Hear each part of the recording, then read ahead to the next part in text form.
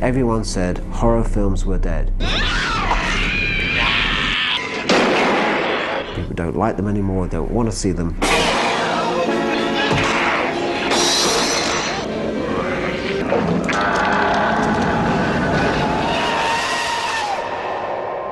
The early 80s, I started a company called Palace with my partner Nick Powell. We're all in our early 20s, we're all film nuts. We all work 24 hours a day, none of us ever really cared about anything but movies. It was very, very early days of video.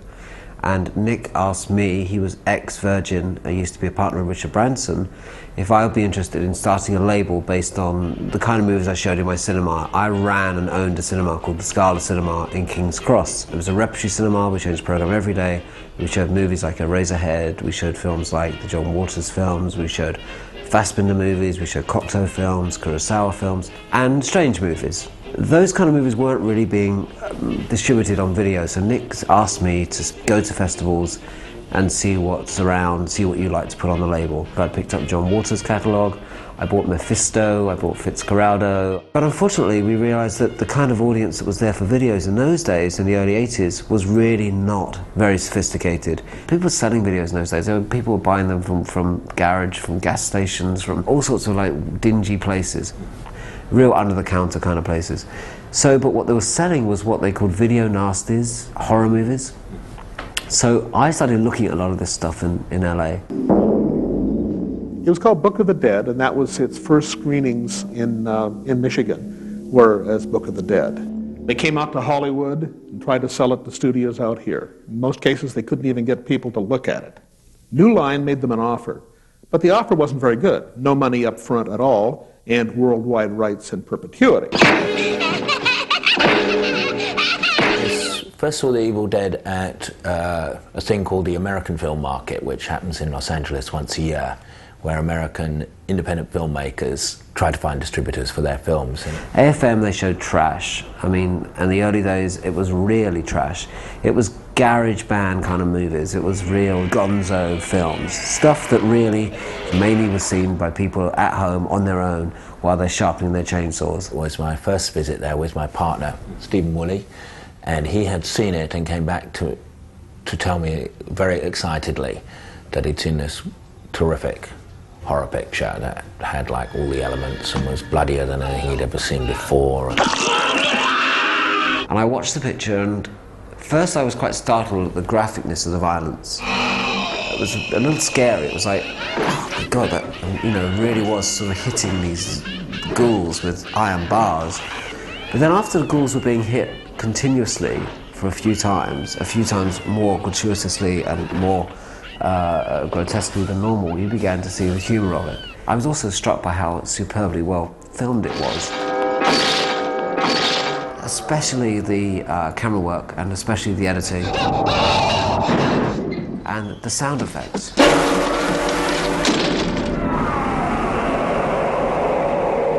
There's a beautiful shot that goes across the rafters, and as it passes the two rafters, for no reason whatsoever, it makes a noise. So it goes across these rafters and it goes wah, wah, wah. It's absurd. It's a sound. It's making the sound of a camera passing an object. I rushed out to buy it and was confronted by this old guy called Irving Shapiro. He had been in film distribution since the 1920s. Among the films he distributed over here were Nanook of the North and The Cabinet of Dr. Caligari. He had actually sold Battleship Potemkin in the 30s. This guy was a really old guy. And he looked at their picture and said, you know, boys, it isn't Gone with the Wind, but I think I can make you a little money. The first thing he had them do was to change the title from Book of the Dead to The Evil Dead. And he was quite taken by my knowledge of cinema, my knowledge of films, and the fact that I was respecting The Evil Dead as a piece of filmmaking and not as a piece of schlock. He named a price. I went to Nick and said, okay, I want us to buy this horror film, The Evil Dead. Nick went to see it and was duly horrified. It made me jump, it made me laugh. It frightened me insofar as a 30-year-old adult can be frightened by a film. You know, up with Chainsaw Massacre, but had a sense of humour and had great camera work.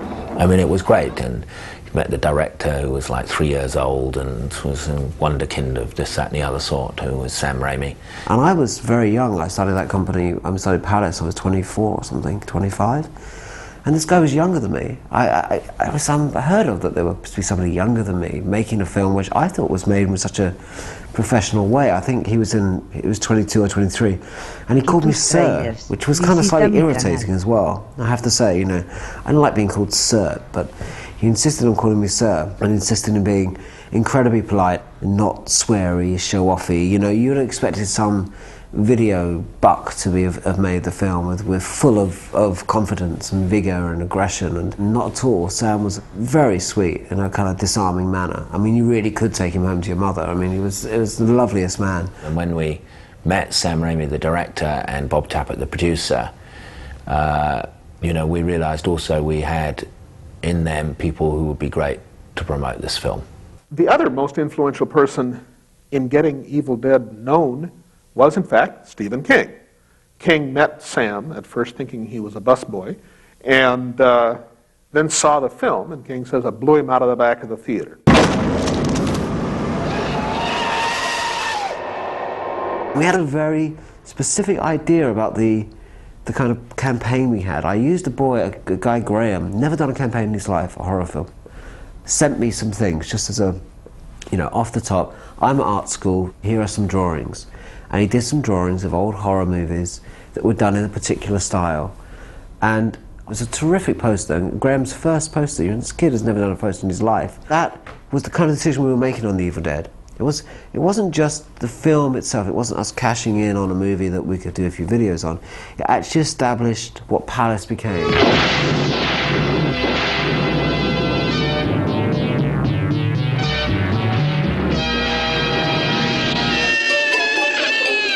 Then we did something really audacious. We released the film theatrically, in cinemas, and on video at the same time. This was unheard of. I think the first and indeed the last time this has ever been done. And we were a bit naughty because we didn't really tell either side that we were doing that. The rank circuit, who realised we got away with this trick, went completely balmy, went completely nuts. We figured that at that point, the cinema audience and the video audience were so different and separate that we could hit both at the same time. Evil Dead was massive on video. It was the biggest renting video according to some of the magazines that particular year. It was the biggest video hit of its time, of its year. I think it sold 50,000 copies in 1 year, which at sell-through, which was I think between 40 and 50 pounds at the time. And the theatrical was also successful, but not to the same extent, but still for a horror movie, an independent horror movie that cost, you know, 10 cents, it was a massive success. Evil Dead became a landmark film in terms of people realising that video was here to stay and was a big deal. It became a landmark film for censorship, because as well as being an incredibly successful film, it became a very controversial film. The first thing I recall hearing was various shops calling up our people and reporting that they had received notices of one sort or another from the public prosecutor's office. And certainly a lot of dealers and wholesalers were being raided. It appeared on the list with another 10 video nasties, and we got swooped up with a bunch of other video nasties, including titles like The Burning, Driller Killer, SS Gestapo. I mean, titles that were pretty much more out there than Evil Dead was. Unlike some of the other movies that have been labelled video nasties, you know, this was clearly a fantasy film. You know, the undead and weird-looking incarnations, and therefore, in a way, not nasty. But I've never been a believer in censorship for anybody who is of age. I'm not very pro-censorship. After we lost some of the early cases in small villages because we just weren't able to respond to them quick enough, put our defence together and get out there. Nick really put himself on the line by testifying for the film. We went to this strange court somewhere in East London for this test case. I took one look at the jury and I thought, we're going to win this, because they were clearly ordinary, as you would expect a jury to be, you know, ordinary, straightforward, working people. Those kind of people believe that they should select their own entertainment as adults. What happened was that, first of all, it was clear the jury hadn't seen the film, so arrangements were made to show them the film. God knows what they thought. Jesus Christ. Sam had to fly to England to testify without any sleep. He arrived in England, took a train up north wherever they were having the trial, sat in the courtroom, and the lawyer said, well, the director is here. He can say a few words. And the judge said, we don't need to hear from the director. So Sam got back on the train and came back in the plane and came back to the States without ever having testified. It was that the judge, you know, summoned us over and said he had watched the film and he didn't think there was a case for us to answer. Video, as I say, boomed so big so quickly that when it was this sort of annoying little thing, what, you know, sort of like, you know, it was just like, oh, it will go away, oh, it's just, it doesn't matter, who cares, it's just a bunch of perverts. And suddenly when Evil Dead hit so big, and suddenly the cinema chain's going, whoa, what's happening here? How many units of that have they sold of that? But this is a respectable film, we're showing it in our cinemas, this is crazy, we've got to protect our industry, we can't let these little guys make money. And, you know, when Star Wars and all the other movies being released on video, and suddenly the majors are saying they're making money, it was kind of a slight suppression of the independents. So on one hand, it was partly a censorship thing, but I think more importantly, it was how the majors wrested control again. Okay, let's arrest some of them. Let's get them banged up. What happened was they introduced the Video Recordings Act. But a lot of smaller companies got whacked, you know, into the ground because of that Video Nasties bill. And it took some time before the Evil Dead was given a video certificate under the new act. After the success of the Evil Dead, we had always had as a company policy an attitude towards filmmakers. We wanted to encourage filmmakers to feel that we were part of their family and they were part of ours. So we wanted Sam's next films. I mean, you know, that was it. It was a big success with Evil Dead 1. You know, we wanted Evil Dead 2 not simply to court controversy, but because we saw him as a filmmaker and part of our family.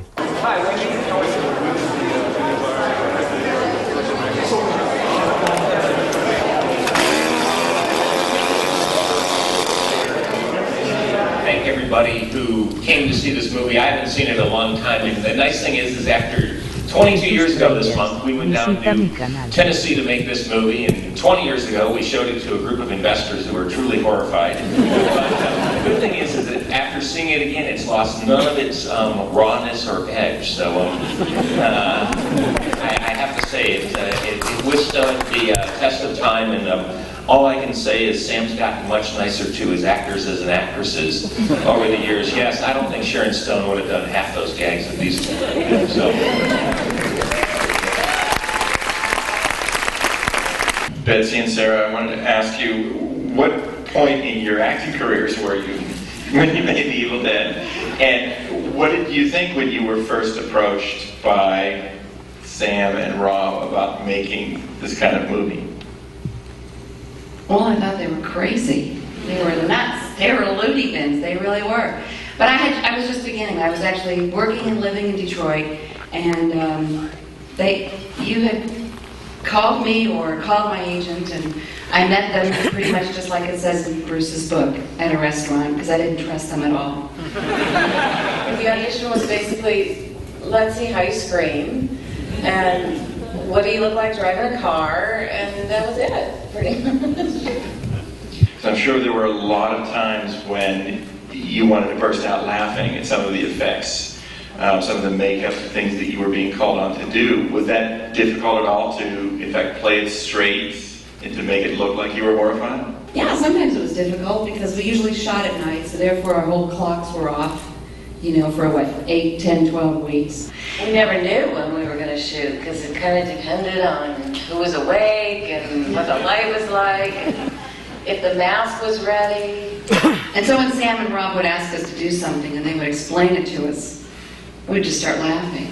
I mean, you know, and then we want you to spit out the blood here, but it won't be blood. We'll just give you some strawberry daiquiri. That'll tide you over. And then we want you to walk over across the room with the lenses in your eyes, but we'll guide you. We'll guide you. Don't worry. So it was, You won't be able to see, but walk really fast over to where Bruce is. And there was that trust element. We won't hurt you, Betsy. We really won't hurt you. These are just fake themes. They won't hurt whatsoever. I don't think either one ever laughed when we were making it. No, it wasn't funny at all. And making the masks, they had to put something all over our entire face and straws up our nose so that they could make a mask of our face. And you thought you were going to suffocate just doing that part of it. In fact, for any of you who know special effects, we were so primitive at that time that we were actually doing molds with alginite and just taking molds with plaster of Paris. So people would be in their masks and suddenly steam would start to rise and they'd write on a little piece of paper, hot. And then poor Betsy, her eyelashes got stuck in the plaster of Paris trying to get the mask off, and she ended up losing them in the battle, but it was all a big learning curve. So. Now, who were the Shimps? The quick story of Shimps comes from fake Shimp because the Three Stooges used to shoot 3 shorts at the same time. Well, in the making of 3 Stooge shorts, Shimp died and they needed to get a fake Shimp to come in, and so he kind of concealed his face from the lens and ran around going, woo, woo, woo. The shooting on this went on for about a year and a half in dribs and drabs, and not everyone was available. We often had to get other people to play body parts flopping on the floor. That's the credit of fake Shimp that you see at the end of the movie. When my body parts were scattered on the floor, that was actually my head and Rob's leg. That's right. And who else was in that scene? There were 3 or 4 of us. That's how we spent New Year's 1980. So. Now I have to ask all 3 of you, were you at all surprised when the movie became a great hit, cult favorite, and spawned this series of 2 sequels and a whole fan base? Yes. Could you elaborate? Well, I just come out of hiding now. I'm still in shock. When we made it, it still it didn't really do anything for a long time. And, you know, I kind of blindfolded my parents when they came to see it. I didn't want them to really see it. And my wife saw it years and years before she ever met me and thought whoever made this movie should be put away for the rest of their lives. I think the people who were most surprised were our investors because they never saw a nickel out of it for years after it was finished, and 10 years or 8 years, something like that, before they started to get anything back. So the fact that it's now the gift that keeps giving, I think, is they're the most surprised. You shot the film 16 millimeters. Yes, we did. So this is actually a blow up with much, much better sound than you probably heard when it first came out. Very much. As I said, the THX logo probably cost more than the whole movie. What's the latest? Is it going to be an Evil Dead 4? Well, I've been officially told by Sam and Bruce I can say something. Unfortunately, Sam can't be here tonight because he's working on how to get those pesky World Trade Centers out of Spider-Man right now, and has a big reshoot coming up.